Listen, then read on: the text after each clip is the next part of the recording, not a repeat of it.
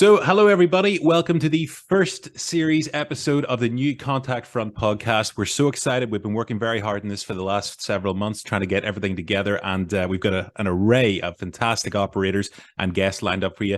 And in no small part, the man to kick us all off. He's a former New Zealand Special Forces operator, and of course, a straight talk mind and health and wellness coach. It is Damian Porter. Damian, thank you very much for joining us on the show, mate. It's a pleasure having you on. How you doing? Mate, I'm well, thank you. Thank you so much for having us on. I'm stunned that it was the first show. I was just listening to Pat Mack doing the first show of a former Delta operator, a friend of his, yesterday. So it's an honour to kick off your show. Well, you've got an amazing story. We've chatted many a time, on air and off air and stuff, and I'm mesmerized. And actually, some of the stories are very, very funny on some of the operations that you've been on. But I suppose the best way to start is at the beginning. So with that said, take us through some of the early life before enlistments in the Green Army and all that kind of stuff. What was it like growing up for you? Yeah, brilliant. Thank you. Look, normal school, but the bit wasn't normal was I started lifting weights. That wasn't a thing for young guys, and I started lifting at about 13. And the reason I brought that up is that was going to be my career in bodybuilding. After school, I entered into bodybuilding competitions, got pretty good at them, was winning at a national, international level, and I thought this was going to be my career path. And an injury cut that short, and it also sort of gave me a bit of a better mindset that the bodybuilding is not a real sport, and it's pretty selfish and it sort of shuts a lot of the other world out. And I moved into the personal training field there, rather than the sporting career, as it were. But I had never thought about joining the military until one of my clients, when I was a trainer, was in the army, he told me. And I was 27 years old, and I thought I missed my chance, Steve, because the army was for you go to school, then you join the army. And that's what I thought that was all about. You read Bravo to Zero and all those things, and these guys go from school to the army. And I thought I just missed that chance. And he told me that he was in the army. I said, "Oh, how do you do that?" And he was in what we call the territorials, which is the same in the UK, the TA. And that opened up my world a bit differently. And yeah, that was my first thought about, hang on a sec, maybe I could actually do something else here and get paid for it. Wow, okay. So it wasn't always the goal to join in the army. In fact, I actually read that you were one of the first personal trainers in the world. Is that right? Yeah, it is. So Les Mills, New Zealand, it's one of the first. It was the first gym to do franchised personal training and franchised other things as well. And yeah, before that, there was literally the big gym instructor in the gym, and you went to him for a program. And Les Mills started franchising personal training, and yeah, exactly that. I started that. I got very good at it. I was challenged. I wanted to get better at it. And I managed to train some high-end people for All Blacks and things like that, which I don't know if I should mention with your accent, because I think you guys have are two up on us already. Well, I mean, you're half British, so we'll not hold that against you. Yeah, exactly. My dad's from Blackpool, and actually his claim to fame is probably better than mine. He helped build the first nuclear submarine for Britain. He built the first Polaris submarine. Wow. Okay, so pretty much runs in the family. It's in the blood then. He wears his he lives in New Zealand, and New Zealand's the nuclear-free country, but he wears his nuclear tie on Greenpeace Day. Oh, brilliant. Yeah, but must send me a photo of that. So yeah, going back in the reserves. Now, if my timeline's right here, this is going back to 1997, if I've got this correctly. Whenever you first enlisted, around 27 years old. Yeah, exactly. Around that age, I need a whiteboard and some crayons a lot of the time. But yeah, I was talking to that client, and I went along to a night, one of those reserve nights or territorial nights, and from there I just jumped in, signed the dotted line, went to basic training, which that I think anybody should do it. Males, females, any ages. It just changes your perception of things. It was brilliant. It was, instead of the self, you're working for the team. And it was great. I loved it. The challenge, getting paid to do these things that my dad hadn't taught me. We didn't have those skills. I was getting paid to shoot. I was getting paid to learn to survive. You know, I was thinking about what basic training is, and you know, I've got the how not to die side of things now. The army, before you even see a gun, it just teaches you how not to die, how to live by yourself at night and out in the bush, how to feed yourself, how to shave, how not to get cut, all these things. Literally, that's what the army is teaching. And then they throw a gun at you and tell you to go and do this other job. Well, yes, you pretty much nailed it on the head. It's just basic admin, like you said, right down to ironing a shirt to make sure that you've got no tufts or any beards. It was interesting seeing you with a beard a few days ago. We'll talk about that later. Yeah. But yeah, like you said, plenty of great skills to take with you. Life skills further forward. So I suppose, did that drive come back into you again once you'd passed out of basic, went into the Green Army? Was there just more you wanted to explore and find and see how far you could push yourself, which eventually led on to Special Forces? Yeah, I really did. You know, that drive came from bodybuilding, that came from lifting weights and pushing yourself. So self-discipline was always there, directed wrongly. I mean, I rip bodybuilders to pieces as a sport, but it did get me to where I am. I thank my mentors for that. So I did the basic training, then I did the core training, which is sometime later, and I actually got the top soldier on that. What that put to me was a challenge to be your best. I wasn't competing against others. I was trying to be my best, and that was different, and it was great. And yeah, that drive was there. I'd always looked at the special forces, and that was always in the top of my mind, to be the best. No, not really. Sorry, to be the best. To see if you're good enough to be the best. That's where it is. You're trying to test your mettle, is really what you're trying to do. And I think a lot of men aren't tested, and if they get the chance to, that was what it was about. So, you know, I had a different timeline. I joined the military. I was in the reserves. I then went on a operational deployment full time to East Timor around 2000, 2001. And then I left the military. A lot of us, after those sort of tours, we were a bit disenchanted going back into the normal military out of the jungle. And I finished up. I then did a couple of years in exercise rehabilitation, so in a clinic. And then I could make a decision. Hang on a sec. I've been in the military full time, seen operations, a civilian, pretty good job. Which one is better? And it wasn't the grass is greener on the other side. I knew it was an informed decision. I went the military. You know, they give you your shoes, they do your dental, you get PT, you got all these things. It's a great life, camaraderie. And I rejoined in 2003, and straight away it was just pushing myself, learning. And then when the chance for the counter-terrorist team came up, the original selection, the initial selection in 2005, I just put my hand up and I was just driven to smash it. So this led you on to one New Zealand SAS. Is that correct? Yeah, so I think it's changed now, hasn't it? Yeah, so first New Zealand Special Air Service group was the time, 2 squadrons, but it was a group because of the size of the unit. And after I left, it became first New Zealand Special Air Service Regiment, again because of the size. They put another squadron there, the D Squadron, and because of the size, they could then call themselves a regiment. But when I joined, it was a group, and it had been a group for many years before that. But they had a need for a new role, the black role, as it were, which was the counter-terrorist tactical assault group, and they put together an inaugural selection for that. And that was our role, solely CT, Men in Black, hostage rescue. You know, the Iran embassy anniversary was just last week, I think, and that's what we were there for. Yeah, I find that really interesting, because if you look at 22nd Special Air Service here in the UK, they will rotate through, you know, doing all the sneaky beaky stuff, doing the counter-terrorism stuff if they're going off on a deployment to any war zone. So that's all pretty standard. But with New Zealand Special Air Service, that counter-terrorism team is bespoke and does not rotate. That fulfills that role full time. Is that right? Yeah, at the time, and it was publicized. it's in the public domain.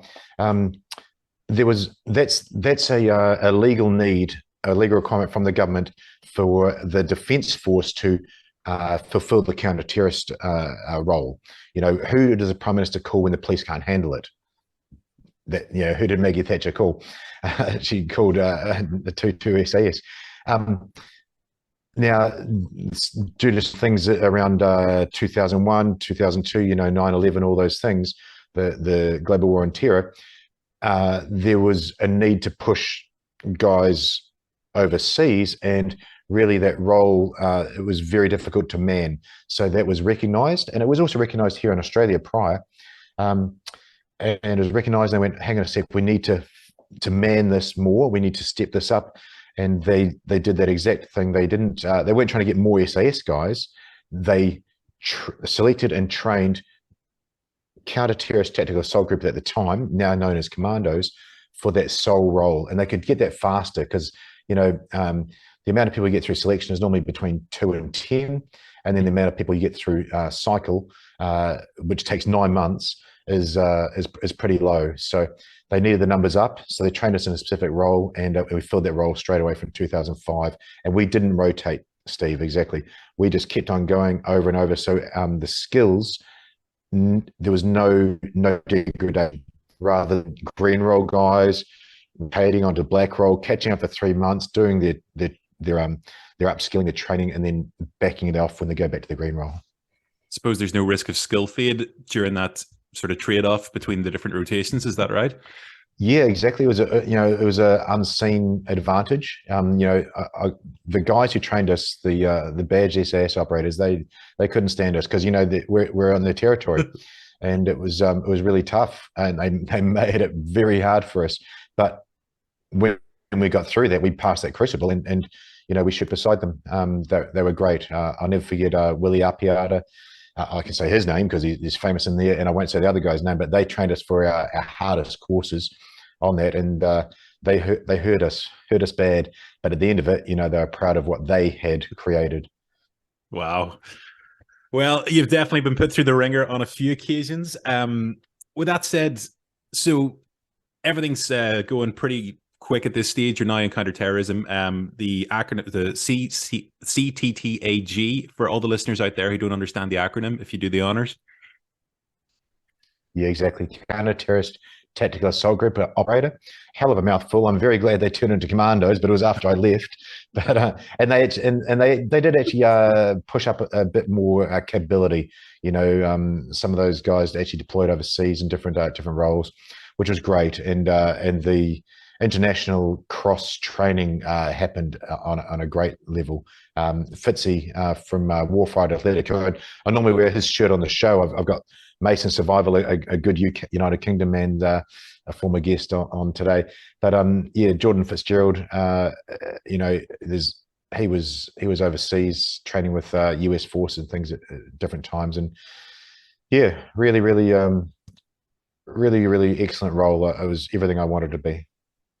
Well, can we talk about some of the operations? Now, obviously, we won't get you in trouble. Hopefully, everything is now in the public forum. But we had previously spoken about some of the operations that you were on, some of them quite funny. I don't want to put words in your mouth, but there was just a few notable ones. I think it was a helo interdiction, which you might remember. Does that ring a bell? Yeah, yeah, God, there was some funny times, and I'm going to get them down on paper at some stage.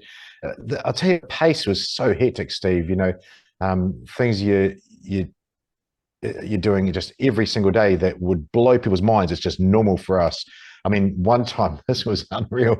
We were on the tower. I'll come back to the helo interdiction in a sec if I can remember what we were going. But we're on the tower. We train. You know, we'll shoot in the kill house. We'll repel. We'll get the halos in. We'll do all those skill sets all day, every day. We're on the tower, and it's about 4 or 5 stories up.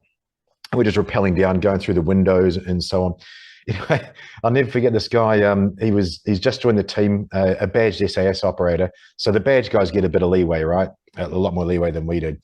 And we had a new descending device. It was a hands-free one. You could leave your hands free and just hold you there, and you can do what you got to do, and then you can tension it off. Anyway, he come up the tower, full body armor, all that stuff, hasn't done this for ages. And then he looks at this thing, he hooks up, and the guy goes, "You know what you're doing?" He goes, "Yeah, no worries." And he steps off and just goes, vroom, just splat 4 stories straight down. And none of us even saw it. We just heard this thud on the dirt. It's sort of lawnish dirt sort of thing. We heard this thud and we looked around. We saw him just laid out on his back, and he sort of got up, dusted himself. He's a big Māori lad, dusted himself off and buggers off back into the compound and says he's had enough of that. The body armor saved him. Oh, goodness. What are we talking about here? A simple carabiner and a descender? Did he just not have it? No, so the descender, they're not top secret. They're hands free now in all the repelling places. It locks off by itself. But there was a tensioner. Well, we tensioned it. Mine was eight half turns, I think, for the perfect tension for me. Well, he just unwound the whole thing. Had no idea what the hell he was doing. He'd never seen them before. He said, "Yeah, I know what it is." He was gone. Oh, my goodness. I'd love to have been a fly on that wall. So yeah, speaking of which, was there any other ops that really were your favorite personally? I know some were obviously very dramatic, some were a little more funny. It's always good to have that dark humor in and amongst the squadron, but is there any more that come to mind? Oh, so many things. It's always when something goes wrong. It was such high hectic pace, and when you're blowing through doors and rolling in live. I remember one time our PTI, so we had a new PTI come along. He's a friend of mine, and I had him on the show actually, Scotty. So he's a new physical training instructor for the people that aren't military minded, and he wanted to go through all the squadrons and see what they did, all the different sections, and find out what they were doing and what he then needed to train them for. Anyway, so we put him in the kill house, and it was our live explosive kill house, so we could do live explosive entry, live rounds, all that stuff. Anyway, I didn't know he was there because our sergeant had put him, our assault sergeant had put him in there, and we've been blowing through this side of the building and going through, and essentially he's going to be in the last room. And again, I didn't know he was going to be there, and we've blown through this door, and then as instructors do and so on, there was a whole bunch of barricades and a whole bunch of tires, a whole bunch of other just crap in your way, because if it can go wrong, it will go wrong. It's not always a clean blow. So I blew through that, and then all this crap was in the way, and I was the first man through, and I'm supposed to be looking slick, and pop around the corner and in black and guns up, and I tripped and fell head first. Well, I did this beautiful roll.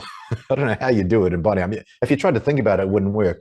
Did this roll, and I looked up, and you look at the hands. I saw a target there, and I looked at the hands. I had a gun, and I've gone straight away up. I'm still rolling, and then to the right of him, I've seen Scotty just sitting. His head's just right there as well. Okay, well, I better shoot the right guy. So 2 rounds in that, and I'm rolling. My offsider comes in this way, so he's just on the inside of me, and we both put rounds on the target on his other side. So Scotty had been positioned in the center, one bad guy on one side, one bad guy on the other side, and I just remember just lining them up as I was moving, and it felt just perfect. It was in the zone, in that flow state, as it were. But it must have looked, from his point of view, he probably didn't know what the hell happened. That sounds like pure Rambo right there. That's explosive entry with a combat roll through the door. Yeah, I don't know if I'd thought about it, and if you had to do it, I wouldn't be able to pull it off, but it just happened. Well, I'm glad Scotty's okay to tell the tale. A live fire exercise as well. Yeah, he got the shock of his life there, that's for sure. So, okay, yeah, one more. We'll have to know about the Halo interdiction. Yeah, which one was this? I mean, we traded a while back to get some sort of context to this. Was that with a 50 cal? What was going on? I think there was a sniper involved on the Halo interdiction, and he shot. Yeah, look, oh, yeah, that's right. Not when we shot the medic. I think that rings a bell. Oh, that was crazy. Again, stuff goes wrong. If it can go wrong, it will go wrong. So the snipers they do helo sniping. They're a sniper, a trained sniper. I'm a salter. My job was explosive method of entry. I was what they call a breacher. I was in the head of that cell. But the snipers, they get to be up in the helicopter and literally shoot targets, which is great. So we're sneaking out the building. They're doing Overwatch, and they're doing what they're going to do. Well, somebody decided they'd put some of us up there as well and have a go. You know, how bad could it be? It's just on the range. There's paper targets. It's outdoors, no problem. Well, a normal military range is you got the range, you got the targets, and then underneath you got the things called the butts, where the people put targets up and down. And the targets, they go up and down on a roller, and then the soldiers or people there, they're just sitting under the butts, and it's safe as houses because they're literally underneath the ground, and yeah, they can't get shot. Well, anyway, we're going up there and doing a few runs, shooting these targets. The helicopter comes through, and we're having a crack with our M4s, and it's going pretty well. You don't really know you hit it because they're cardboard targets. Next thing we hear, the medic come up, and he says, "Oh, I've been shot," and he's in the butts. He's the medic. He's like, "I've been shot." So I'm like, what? It didn't compute. You're like, what the hell's going on? And he took a bullet in the leg. It sounds funny, but the reason it is because the helicopters had been at the wrong angle, and one of the guys was shot down and hit the struts, the metal struts that hold this target up, and a ricocheted off that and then backwards, and he got a little ricochet in his leg. Well, he's come up, he said he's been shot, and then people pile in, and really he's got a field dressing on his leg, and he's smoking a cigarette. He said, "You better get us to the hospital." So he's pretty laid back. He's the medic. He's the one looking after us. He's pretty laid back. The bosses are kicking off, going, "Shit, that's not a good look." They threw him in the helicopter, because obviously the helicopter's there, to take him to the hospital. And the helicopter lands on the hospital in Auckland, and they didn't know what the hell was. The helicopter just turned up. Is this a hospital on Civvy Street, or is this the MO over at the base? Civilian hospital. Oh God! So there's a guy with a round in his leg and a couple of shooters, and this Royal New Zealand Air Force Iroquois has just landed on their roof, and they're like, "What are you guys doing here?" And you do the same thing, but they did say, "Look, we need to change the protocols here because there's nothing going to save his life in the helicopter, and you probably shouldn't have done it that way." He's come in. Yeah, that was pretty memorable. We shut down the helo sniping for us after that. Oh my goodness. Well, listen, thank you for sharing that. We didn't really get into that much detail whenever we brushed over it previously, so I'm glad I got to hear that for the first time in a full detail. Hats off to the pilots. I got to tell you, Steve, they just cleared the decks, threw them on, and they're out of there, and that thing was gone. Yeah, I'm sure. So let's backtrack a wee bit. So whenever you're on selection, a lot of people were fascinated to know how the New Zealand SAS selection maybe differs from other special forces apparatus around the world. Now, you've got amazing terrain to work with in the home nations and stuff. So are you able to divulge of what stages work or go into any detail whatsoever? Yeah, sure. And the reason I can do that is it's in the public domain. We had a film crew follow us around and follow the SAS selection and counter-terrorist selection and training cycles for about 18 months, and it documented them out among it. It was really well done. I think you're all pretty proud of it. It was some artistic license there. It wasn't actually those 4 operators that you saw, but at the end, but it gave a good indication of what you got to do. So long story short, New Zealand SAS selection at the time, and it's changed to some extent now. The first day is all your military testing, and that's pass or fail, but that's really the crucible. So yes, everybody in the army can go along and do a fitness test. Their whatever their run is, and their push-ups and chin-ups and whatever. But New Zealand SAS has them all back to back. So you do your fitness test, and that's pretty hard. Ours is 2.4 Ks under 10 minutes for a run, 50 press-ups or something like that, 8 to 10 chin-ups and a few sit-ups. And then you're into the next one, which is a battle fitness test. So you put your 35 kilo pack on, and you go. And I won't say the SAS standard, but you know, an example of that would be 12 Ks for a normal military one, 12 Ks in like an hour 50. So it's a fairly decent pace. Once that's done, and something they often do is they whip the watches off. And again, that was on the documentary. And then you're into the next one, which is a swim test. And then you're into the next thing. And the next thing is the hounds and hares, which is you don't know how long the run is, but it's going to be about 10, 15 Ks. All these things back to back. You start at 5 in the morning, you're stripped essentially naked, searched, all your gears checked, that you got no contraband, and that you're all on the same playing field, no cheating. And then it finishes at about, you know, 9, 10 o'clock that night. It's just full on. And the fit guys, you know, the PTI sort of guys, the gym guys, they don't last because they're not used to doing it back to back to back. They're not used to doing it with a self-discipline rather than watching the watch. And then it goes into, because you asked the question, it goes into 3 days of open country navigation, which is just like British SAS, selection, long distances, point to point, and self-discipline. You've got to get there. At the end of the day, are you on time, under time, over time? If you pass there, it goes into close country navigation, which is in the bush. And then after that, there's the real test, which is the jerry cans. So it's about, I didn't do this part at all. It's not what we did for counter-terrorist team.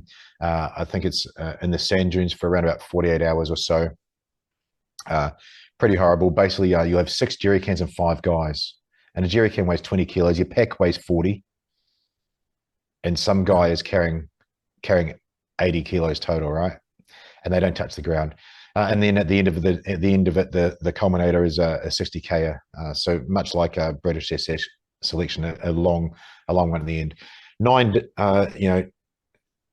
days, 9 months is what we call it. 9 day selection there, and 9 months cycle of training. So that's what's out there in the public domain about New Zealand SAS selection. And ours was different. Ours was catered to differently, slightly shorter, and pretty horrible, but pretty good to get through as well. Yeah.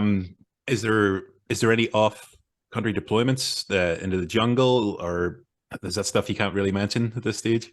That's the difference. Yeah, good question. So, you know, 22 SAS, their selection is the whole thing. So New Zealand SAS selection is 9 days.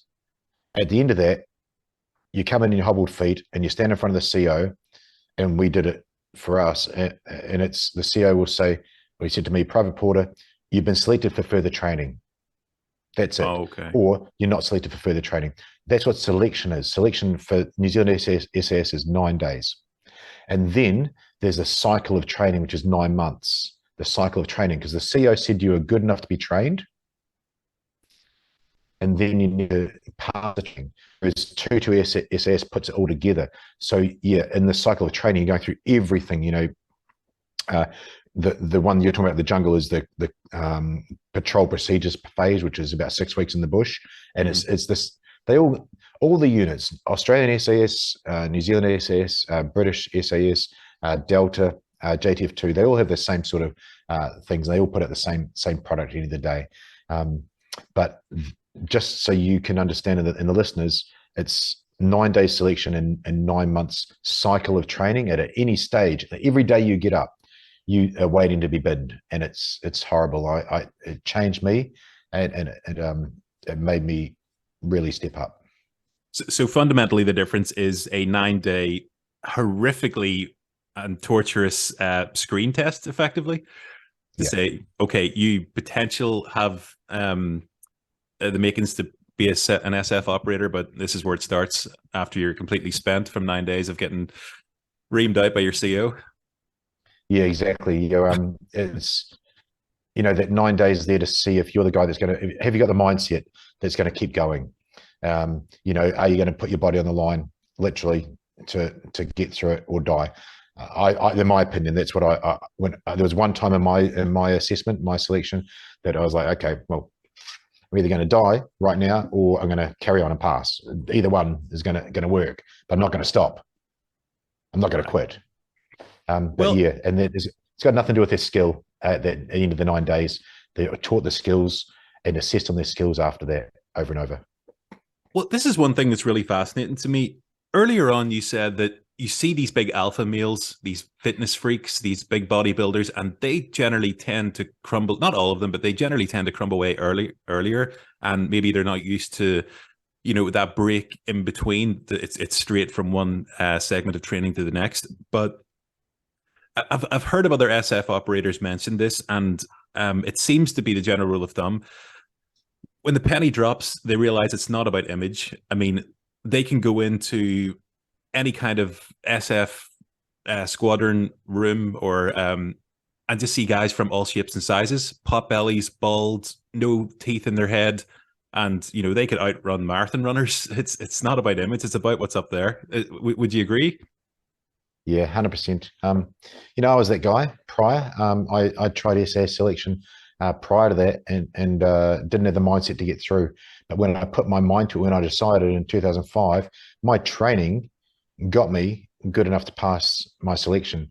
And you'd already done it. The guys that are prepared properly, that they were, you've done your best.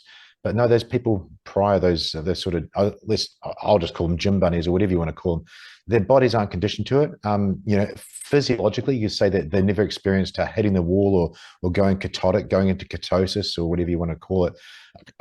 The bottom line is, can you put a pack on my back right now with 40, 50 kilos and just go for the next 24, 48 hours without food and not give up, not cry your eyes out and get the mission done?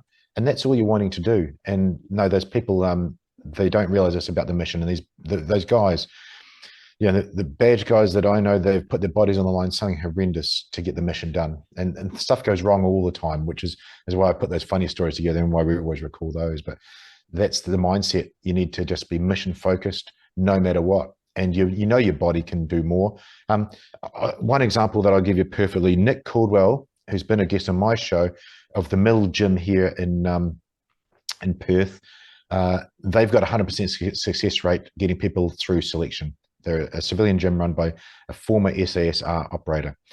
And there's a video he just had out the other day of him putting a speech to these guys about, could they get through it? He said, if you think you're getting tired and you come up to me and you go, I want to quit. If you're talking lucidly and you're standing upright, you've got more. Maybe you're not standing upright, but you're still lucid, or you could probably still keep going. If you're not lucid and you're in horizontal, yeah, fair enough, you've had it. But it's a pretty gross example or analogy of can you keep going? And if you're still thinking and you're still upright, you can keep going. Again, I think we mentioned this whenever we chatted before, but with the counterterrorism sort of moving over to the commandos, deployments, the 2005, I think that was a busy year for you. Yep, that was for me. So 2005 to 2009, the original unit, original squadron there. And then, as far as busy for the commandos, probably super busy 2009, 10, 11, 12, when Afghan was kicking off a bit more with Kabul and so on. There's a few little things going on internally in New Zealand. Never really got called on to have to don the gear in New Zealand. Well, like you said, there were a few internal things going on. Most notably, off the top of my head, the shooting at Christchurch was obviously a very big event which took place over there. Yeah, that was unreal. That was interesting. So there was a sniper concentration. What that means is that down in Christchurch, I mean, conspiracy theorists went a bit wild on this one, but one of our bases, our main bases, is just off Christchurch, and there was from all around the Pacific was having a sniper competition / training thing. So there's all the SWAT teams from Australia, and Australia has 5 different states. So you've got 5 different police forces. they were there. The New Zealand SWAT. I'm just say SWAT for generalising for the public. The New Zealand STG was there. New Zealand SAS commandos and so on were there, the police, the New Zealand STG, they're always on call because there's not many, and they're the guys that the police are calling up. They had the radios and they just went, shit, can you guys just want to come with us and we'll go and sort this out? And they were going and they were clearing buildings. They were doing first aid. They were just commandeering weapons off other police. I was just talking to a friend of mine just 3 days ago about this from here in Perth. Other general duties police had just given them their Glocks and so on. They didn't even have holsters for them to get into. But they were just helping out. That mosque shooting was unbelievable. But yeah, so a little story about how they actually took that shooter down. I said in Burnham, which is slightly south west of Christchurch, about 20-30 k's away, was a whole bunch of operators. Well, on the other side, is probably northeast of Christchurch, some general duties police officers were doing some room clearing, which they don't really get to do, and it's a real buzz for them. Well, of course, everybody's getting called, so they're getting everybody that's police is getting called to come back into the CBD, and they were told to look for I think it was a Subaru Legacy station wagon or whatever it was, and this guy was on his way to his second mosque. He had three lined up. He was on his way to the second one to shoot everybody up there. Well, these general duties cops are going flying to the city centre in Christchurch, and literally the passenger goes, "Hey, was that it?" The guy going the other way, and they just hooked around, and they pulled him. They pulled him, put him down, and it was on. The video was there. I think I've even saved it. The video was there on in the New Zealand media. They took him out of the car, took him down, didn't shoot him. Like, seriously, I can't believe they didn't hose this guy from adrenaline. Not saying he deserved it, but just from pure adrenaline to normal general duties cops, and they just put him down. And literally thinking as I'm talking that is my truth, is that the general duties cop, the least trained person out there, is always going to be first on the scene. It's never the TRG guys, never the STG, the SWAT guys. It's always the general duties cops. And these were just two guys who were switched on, and they did the absolute right thing, and they locked him up. And it was amazing. So I'm so proud of what they did in their training. Wow. Out of all the assets on the ground that day, yeah, absolutely right. First responders straight in there, and job well done. So yeah, you've had a fairly colorful career in the military, to say the least. But listen, the journey doesn't stop there. After you've served up until 2009, I believe you discharged. That's correct. Yeah. So you've gone over across the Australia, the Western Australia, and now you're back on Civvy Street. Yeah. Oh, maybe Civvy Street. I still wear a uniform. So, 2009, I came over to Perth, and I fell into policing here for a couple of years. It was a great job, policing. And then I fell into the fire service. I applied for the fire brigade and just got in. Did the course and got in. So 3 uniforms hanging in the wardrobe. Been a fighter for 12 years now. Work with a guy from Barnsley in Yorkshire. So Sean, shout out to you, mate. Brilliant. Yeah. So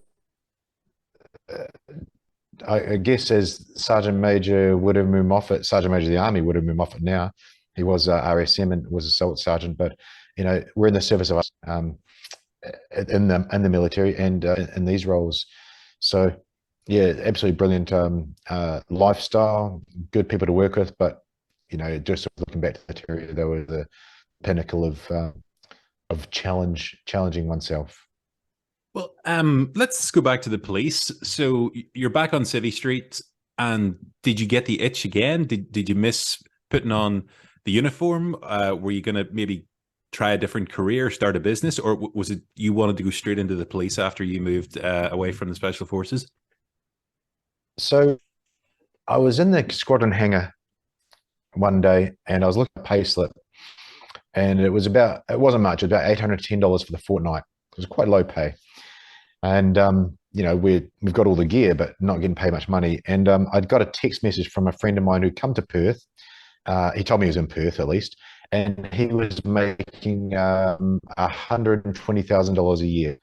I was like, what the hell are you talking about? Long story short, I ran the numbers of what he said he was earning per hour and the hours he's doing in a year. He's on $150,000 a year. He was on, you know, insane money. So I said to the boss, I'm in the red. I need to go over there and make some money for a year and I'll come back. He says, yeah, no problem. So I came over here to Perth, Western Australia, the mining center of the world, really, of the first world at least. And I got here and he was nowhere to be found, this guy. He was way out in the bush, as it were. I didn't know what the mines were. I thought I was going to come here and do some scaffolding, as a lot of Kiwis do, and couldn't find him. So I rang the, you know, I was 2 days into it. I rang the SWAT guys here and said, boys, I'm here in Perth. You know what the hell's going on? Can I come in and join you? They said, oh, well, you got to be a cop. You got to be a cop first. You know, awesome. Come along and come and shoot with us and things. But if you want to join us, you got to be a cop, and then you got to do the selection process. I said, yeah, okay. What have I got to do? So that's what I mean by fell into policing. I went to the police academy, signed the things, and a few months later, I was marching around in a blue shirt, a gun on my hip, and yeah, it was good fun. It was so easy to step from where we'd been. It was nice, and yeah, the job was interesting as well. But that's how I fell into policing. It was from talking to the TRG guys, and they said you got to be a cop, and yeah, so that's where I was. And then what led you into the fire service after that? Just more of a pull that way, personal choice? A personal choice, I think, because I'd heard about what hours they work. They do, fireys do 2 days, 2 nights, 4 off. Oh, so okay. think about that: 6 days free and 6 nights free every 8. No one's yelling at you, and everybody likes you when you turn up. And it was another challenge. It was a lot tougher than police, because policing was just a step down from what we did, but firefighting is a whole new skill set. You know, really interesting, big learning curve, and yeah, it was. It's just a lifestyle that I was looking for there, Steve, rather than, you know, getting on shift in police, getting the police car, go, and you're a policeman 24/7, 24/7. You do something and you can never switch off. Well, I was going to say, with the fire service, was it just that urge to kind of run back into the fire, no pun intended, sort of head first as you used to do in the special forces, or was it literally Yeah, just a wee bit more relaxed hours, and yeah, just getting to see your family more often, that kind of thing? it was at the time. Yeah, just having a bit more consistent lifestyle. I wasn't silly when I looked, and it turned out to be a former cop that took me through. And there's a lot of military guys in there as well. It's a nice lifestyle, but no, people who run into the fire, the bullets, it's a thinking man's game, that firefighting. You will get in trouble physically if you did that sort of thing. Well, that marries in with another thought that I actually wanted to run past you.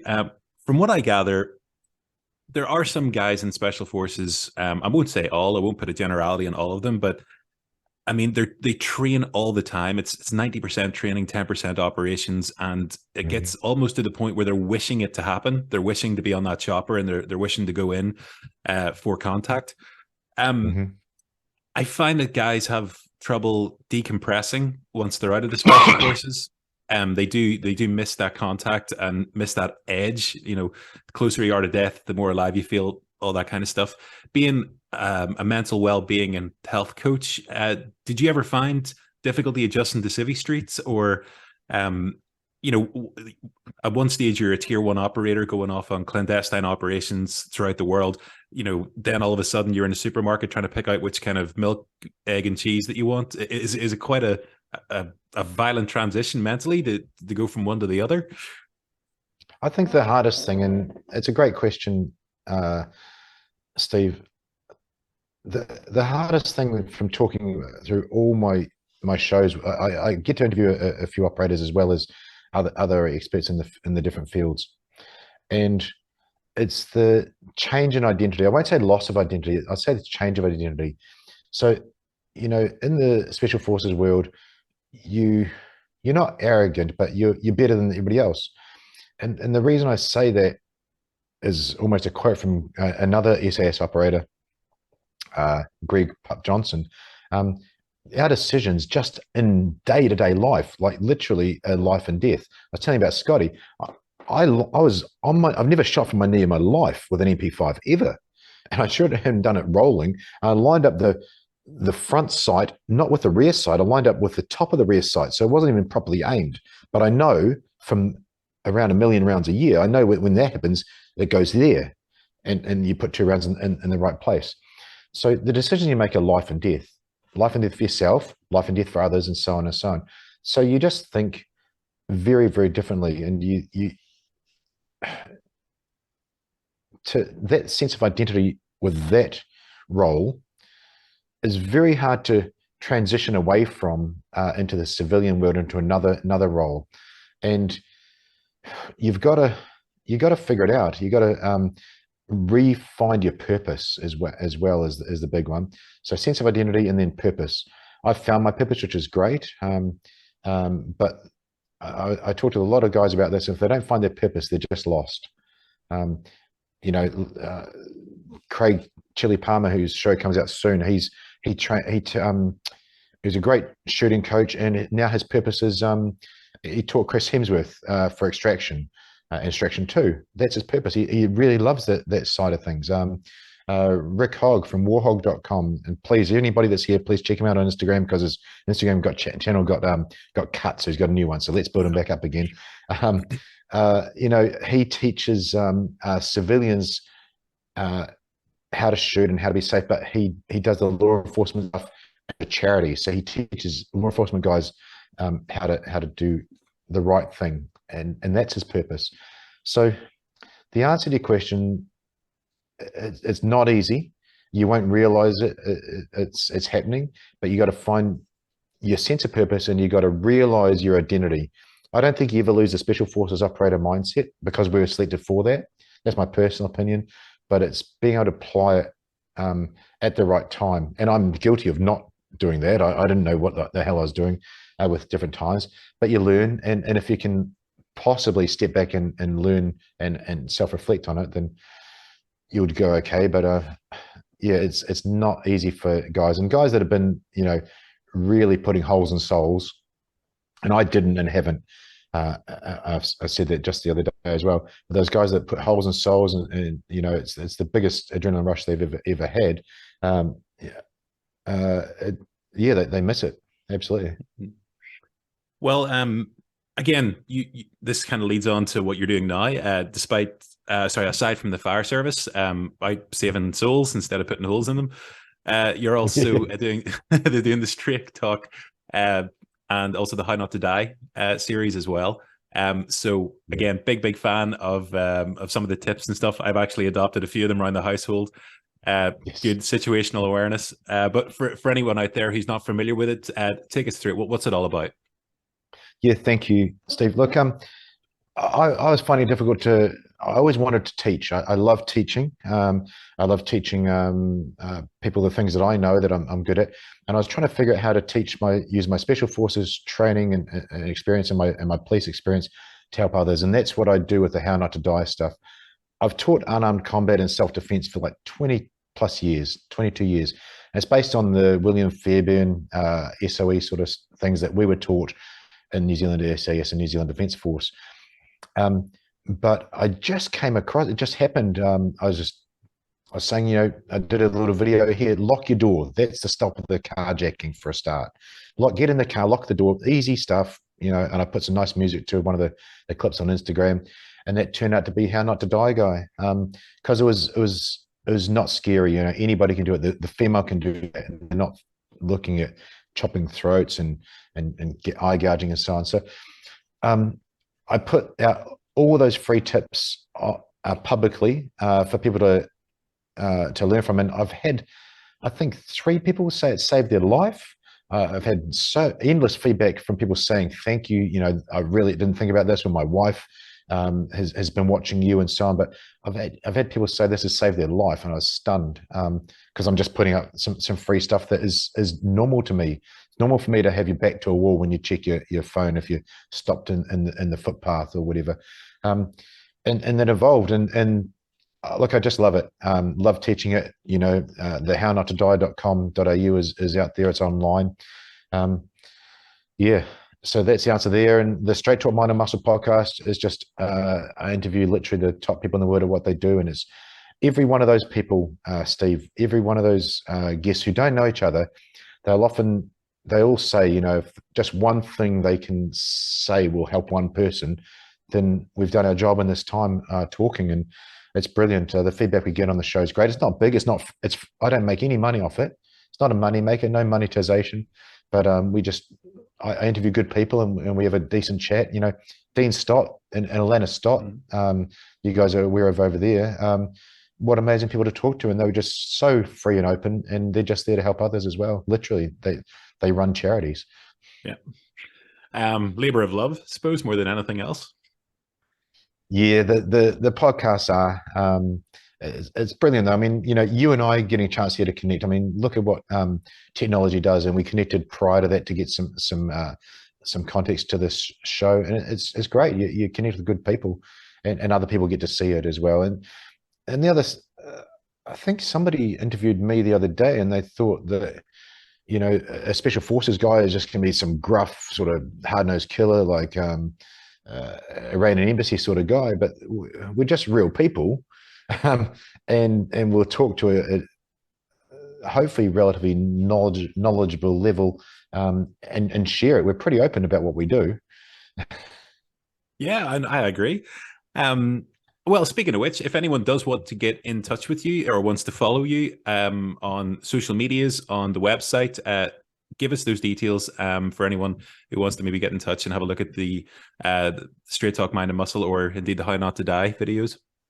Yeah, look, Instagram's got How Not to Die Guy. So just punch in How Not to Die Guy and I'll come up. hownottodie.com.au is the official website, and that's got an online course and weekly live classes that we do, which are really well received. And the Straight Talk Mind and Muscle podcast, just punch it into Google. It's on all the platforms, YouTube, Spotify, all those things, but punch it in and have a look at the playlist. You know, I didn't know what I was doing when I started. I interviewed one of the top scientists in the world, literally the scientist who worked for Dr. Atkins for the Atkins diet. I mean, this guy's PhD level smart. Blew my mind.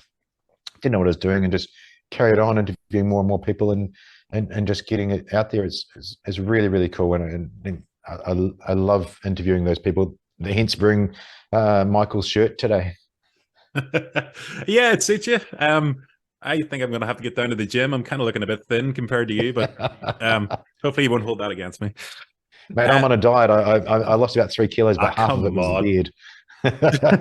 Oh, okay, yeah. So we did mention we were gonna talk about the beard. I have never ever seen you live with a beard in my life, and all of a sudden you could lose a badger in that. And I thought there's something not right here. Either he's on holiday or. So apparently you did actually have a bit of an injury. I think was it your ankle or your leg? Yeah, my ankle's broken. So this is an interesting story. Probably better to get it out there for everybody. I rolled it in a fight 2 years ago, and you know, a roll ankle, you get a bit of physio, you do a bit of rehab, and it was a bit sore, right? It was getting a bit worse, and I was running, I was doing all this stuff. It's a bit sore, get a bit of physio, gets a bit better. Get some ointment, or we call them balms, put that on, it's a bit better, and you run and you get this orthotic. Anyway, do you remember Martin Bayfield, the English lock? Mm-hmm. Yep. Listen to his audio book, and he's doing these interval runs, which are fucking horrendous, the speed. So I went, I'll do those. And I was running these intervals, trying to keep up. I could hardly breathe. And I was gritting my teeth. This ankle was sore. Turns out, January this year, we have another look at it. Turns out it's been broken the whole time.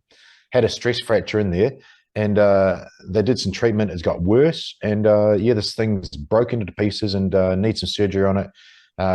Full ankle reconstruction in 3 weeks' time. So go under the knife. My God, I didn't know it was stress fractured and shattered effectively now.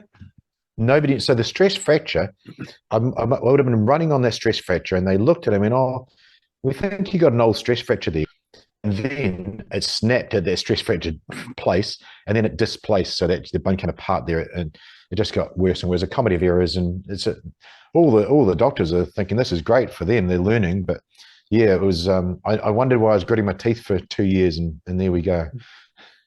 I just find it bizarre that you go on Special Forces selection tabbing with excruciatingly heavy weights over long, arduous terrain, and you're down Civvy Street, and that's what does your ankle in. It's just sod's law. It was a bit more than Civvy Street. I was at a fire. It was middle of the night, no light, and I rolled it on a rock. We're in the bush, this bushfire that destroyed 150 homes or something. But yeah, it was just a rolled ankle, I thought, and yeah, boom, gone. So Bionic Man, here we come. Well, listen, mate, I do wish you a speedy recovery, buddy. Again, you should have kept the beer going longer. I think you were rocking that one. There's some grey in there. Geez, I'm coming on 50, and there was a lot of grey going on, and yeah, it was pretty weighty. It was a decent size, not a bad beard for once. Oh, you think you were back in the sandbox? Well, it was it was very rugged. Well, listen, Damian, it's been an absolute pleasure, mate. Thank you for not only being the guest on our show, but our first guest for this Contact Front podcast series. Is there anything else you want to mention to some of the listeners before we part ways? There are going to be a lot of questions which we'll be happy to answer once the video is posted online. But is there anything final that you want to mention? Oh, if and when you get Willie on, I'll tell you some stories after that he might not tell you. Look, I just want to say thank you to all the people that have been, to yourself for a start, all the people that reached out to me and that I've reached out to and said yes to connect. It's amazing connecting with people from around the world. You know, we were almost tied on making this happen, and we did, and it was just brilliant. Thank you for your time, Steve. It's an absolute honor to come and have a chat. Oh, no, the honour's mine, my friend. For everybody, Damian Porter, former New Zealand SAS operator, health, well-being coach, Western Australian firefighter. This guy does it all. Once again, it's been a pleasure having you on, mate, and thanks again. Lovely. Thanks, Steve. Cheers.